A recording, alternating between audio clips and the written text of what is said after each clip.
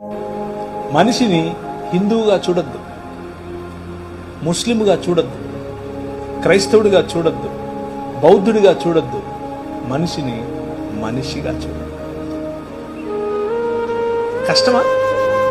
చాలా కష్టం. చాలా ఈజీగా, చాలా కష్టం. మతం తట్టుకోలేదు, బట్టలు చింపేసుకుంటుంది.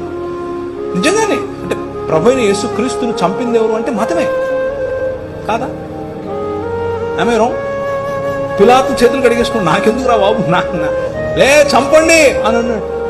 మతం నిజమైన మనిషిని చూస్తే బట్టలు చింపేసుకున్నాడు. ప్రధాన యాజకుడు ఉన్నాడు, యూదుల రాజుకు క్రీస్తు. ఏమి నువ్వు అన్నది లేదా? అవును, నువ్వు అన్నట్టే. మనుష్య కుమారుడు ఆకాశ మేఘారుడై దిగివచ్చుట మీరు చూస్తారు అని అంటే ఇంతకంటే ఎక్కువ సాక్ష్యం కావాలని బట్టలు చింపుకున్నాడు. మతము తట్టుకోలేదు మనిషిని. Try to live a real human life. నిజమైన మనిషిగా బ్రతికి చూడు. మతం మెల్లిమెల్లిగా తన పట్టు కోల్పోతుంది. That's what Paul did. Paul చేసింది అదే.